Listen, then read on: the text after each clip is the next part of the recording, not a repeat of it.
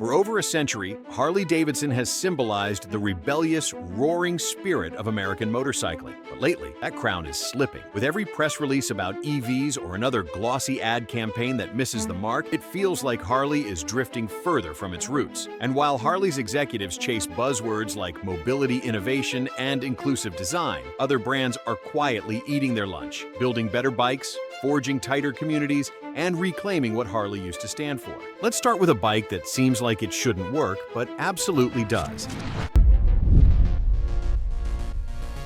When BMW dropped the R18 back in 2020, it shocked the motorcycle world. A German company making a cruiser to rival American iron? It sounded like sacrilege. But it turns out, the R18 wasn't just bold, it was brilliant. Powered by BMW's biggest boxer engine ever and 1,802 cubic centimeter air-cooled twin, the R18 delivers a riding experience that's muscular, confident, and surprisingly smooth for its size. This bike doesn't pretend to be a Harley clone. It does its own thing. From the exposed drive shaft to the sculpted engine casing, it wears its engineering with pride. It's raw, elegant, and strangely poetic, like a mechanical tribute to the golden era of motorcycling. BMW nailed the styling by pulling inspiration from their iconic 1936 R5, giving the R18 a timeless profile that blends old-school appeal with modern function. It's not just about looks either. The R18 is available in several variants, from the stripped-down First Edition to the full-dress Transcontinental Tourer. Prices start around $15,000 and stretch beyond $24,000, but even the base model feels like it was built to last decades. Now here's the kicker. This is a premium cruiser with German precision, and yet it feels more honest to the spirit of vintage American bikes than Harley's own new models. It doesn't need a flashy screen or ride modes to make its point. It just rides well, comfortably, confidently, and with real character. Harley used to build bikes like this. Now they build ones that look like plastic iPhones on two wheels. If you want the weight, the sound, the simplicity, and the swagger, but you also want dependability and refinement, the R18 delivers. It's the cruiser Harley should have made. At first glance, you might not expect Royal Enfield to be a serious challenger to Harley-Davidson. The brand hails from India, focuses mostly on small to mid-size displacement bikes, and its styling leans more toward vintage romance than brute force. But don't let that fool you. Royal Enfield is building motorcycles that strike a deep emotional chord with riders, and the classic 350 is leading the charge.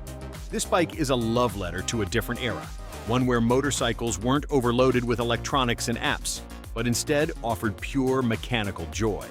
Priced around $4,500, the Classic 350 is one of the most affordable bikes on the market right now. Yet it doesn't feel cheap. It's beautifully built, solid, and absolutely drenched in charm.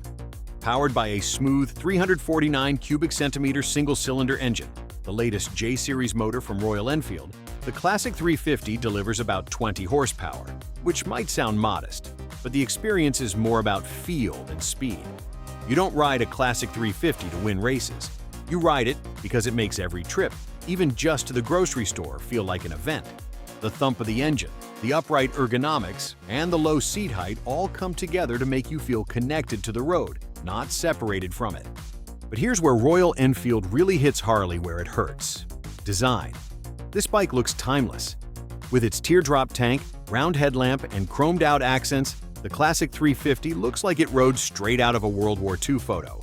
But with subtle modern touches like fuel injection, a digital analog dash, and ABS, it's retro done right. Harley used to be the master of style and heritage. Now they seem lost, releasing bikes that try too hard to be modern, while alienating the very riders that built their legacy. Meanwhile, Royal Enfield is reminding people what it feels like to fall in love with a motorcycle. And it's not just about nostalgia. The Classic 350 gets a claimed 70 to 90 miles per gallon, making it insanely efficient for commuting or urban riding. It's approachable for beginners, yet classy enough to impress even veteran riders. You'd never guess a bike this fun, this smooth, and this well-crafted would cost less than half of Harley's cheapest new offerings. It's not loud, it's not flashy, it's not trying to impress anyone, and that's exactly why it does.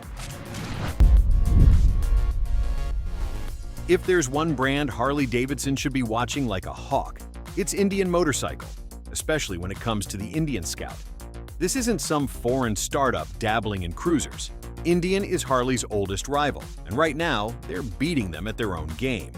The Scout came roaring back onto the scene in 2015, and over the past decade, Indian has fine-tuned it into one of the most desirable mid-size cruisers out there. With multiple trim levels ranging from the stripped-down Scout Bobber 60 to the tech-loaded Scout Road, pricing starts around $10,000 and climbs towards $17,000 depending on features. That's a wide spread of options, and every one of them feels like it was built with passion. The heart of the Scout is its liquid-cooled 1,133 cubic centimeter V-twin engine, delivering about 100 horsepower. That's not just competitive, it's impressive. It's more than enough muscle to give you that addictive roll-on torque and smooth highway cruising, but it's also tuned to be manageable in city traffic. It doesn't shake your bones like a Harley, but it definitely stirs your soul. Visually, the Scout is a knockout. It borrows from Indian's deep design heritage, low-slung frame, forward controls, minimalist tank, and adds a touch of modern aggression. It's sleek without trying too hard, retro without feeling outdated. Honestly, it looks like the kind of bike Harley used to make before they got distracted by touchscreen displays and corporate synergy. And let's talk about comfort. The Scout's riding position is relaxed, its seat is genuinely plush, and its weight distribution makes it feel planted without being a chore to handle. Whether you're carving through back roads or just soaking in the ride on Main Street, the Scout feels like it was built to cruise in the truest sense of the word. Indian also has something Harley has lost recently: loyalty. Their dealerships are building trust through customer service, events, and attention to rider feedback. Many former Harley owners are jumping ship not just because of price or power, but because they feel heard by Indian. That matters. The Scout doesn't just compete with Harley, it often surpasses them in build quality, styling, and rider experience. It's an American cruiser that actually delivers on the dream: freedom, power, and style. If you've ever dreamed of crossing an entire state without stopping, or even just cruising in absolute comfort with a passenger who isn't begging to get off, you need to talk about the Honda Goldwing. And in 2025, it's more advanced, more refined, and more dominant than ever. Originally introduced in 1974, the Goldwing has spent 5 decades evolving into the ultimate touring machine. It's no longer just a motorcycle. It's a road-going luxury cruiser with the soul of a private jet. And while Harley's touring models often lean into tradition, the Goldwing embraces the future, while still managing to feel like an authentic, wind-in-your-face riding experience. Let's start with comfort. The Goldwing is built for 2 people to spend hours in the saddle without needing a break or a chiropractor. With heated seats, adjustable backrests, and a riding position designed to minimize fatigue, it's engineered with real-world long-distance use in mind. Harley's touring bikes look the part, but next to a Goldwing, they feel stuck in the past. The power plant is a 1,833 cubic centimeter flat-6 engine, not a V-twin, which means it's buttery smooth and surprisingly responsive. It's paired with either a 6-speed manual or an optional 7-speed dual-clutch automatic, and Honda's DCT system has come a long way. It delivers smooth, predictable shifts without removing the fun. And yeah, you can still get it with reverse gear, because pushing around an 800-pound bike in a parking lot isn't exactly a flex. Then there's tech. The Goldwing features full Apple CarPlay and Android Auto, built-in GPS, electronic preload adjustment, and even self-canceling turn signals. It's like riding a motorcycle that also happens to be smarter than your car. Every piece of tech is there to make riding easier, not to distract or complicate things. Storage? The integrated hard cases and top trunk are not only spacious, but beautifully integrated into the bike's design. Whether you're packing for a weekend rally or an interstate ride, you won't be forced to bungee a duffel bag to the back seat. Honda isn't chasing the loud pipe save lives crowd. They're building a tourer that simply works. No recalls every 6 months, no chrome for chrome's sake, just long-lasting engineering and comfort that makes you forget about your destination and focus on the journey. At one time, Harley-Davidson offered bikes like the Street 500 and 750, models meant to bring new riders into the fold. But as of 2025, those are gone. In fact, Harley hasn't offered an affordable, beginner-friendly cruiser in years. Enter the Honda Rebel lineup, which now owns the segment Harley walked away from. Let's start with value. You can get a Rebel 300 for under $5,000, a Rebel 500 for around $6,500, and a Rebel 1100 for about $9,500 to $11,000 depending on trim. That's a complete range of cruisers for every rider level, and none of them break the bank. The Rebel 300 is the baby of the group, ideal for brand new riders.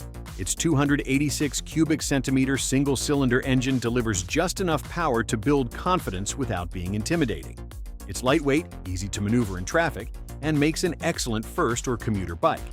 Many riders who start with it often hang on to it as a second bike because it's just that usable. The Rebel 500 steps things up with a smooth 471 cubic centimeter parallel twin, an engine borrowed from Honda's sporty CBR 500R.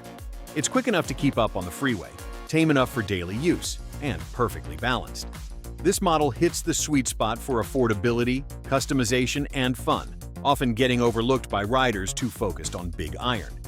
But then comes the Rebel 1100, which changes everything. It features the same 1,084 cubic centimeter parallel twin engine from the Africa Twin adventure bike, tuned for cruiser duty.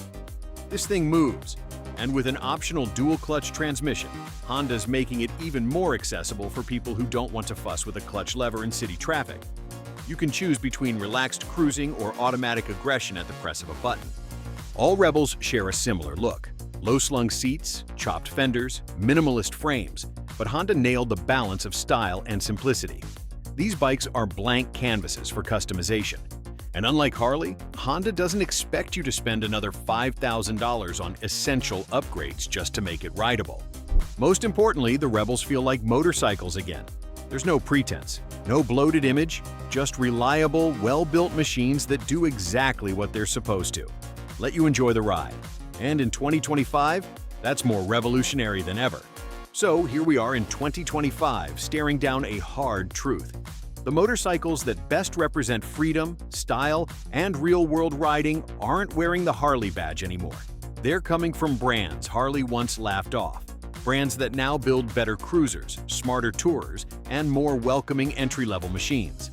And it's not just about price or performance, it's about spirit. The BMW R18 brings back raw mechanical beauty with German precision. The Royal Enfield Classic 350 revives romance and simplicity that Harley abandoned. The Indian Scout honors American muscle with real rider-centric improvements. The Honda Goldwing redefines what long-distance comfort really means. And the Honda Rebel series fills the gap Harley left behind when it stopped caring about new riders. These bikes understand what Harley has forgotten. It's not about corporate strategy meetings or overpriced merch. It's about the ride. It's about hearing your engine echo through a canyon road. It's about building a bike that makes you want to go nowhere in particular. Just go. Harley still has a chance to turn things around, but they'll have to stop chasing trends and start remembering why people fell in love with their bikes in the first place. They could take a cue from Fender guitars, modernizing electronics without changing the shape, soul, or sound. Instead, Harley is chasing EVs and turning its lineup into overpriced sculptures with touchscreen dashboards no one asked for. Meanwhile, these other companies are building bikes people actually want to ride. That's why they're gaining ground. That's why they're quietly, steadily putting Harley out of business. But what do you think? Is there still hope for Harley to reconnect with riders, or has the crown officially passed on? Drop your thoughts in the comments. I want to hear from die-hard fans, skeptics, new riders, and old-school veterans.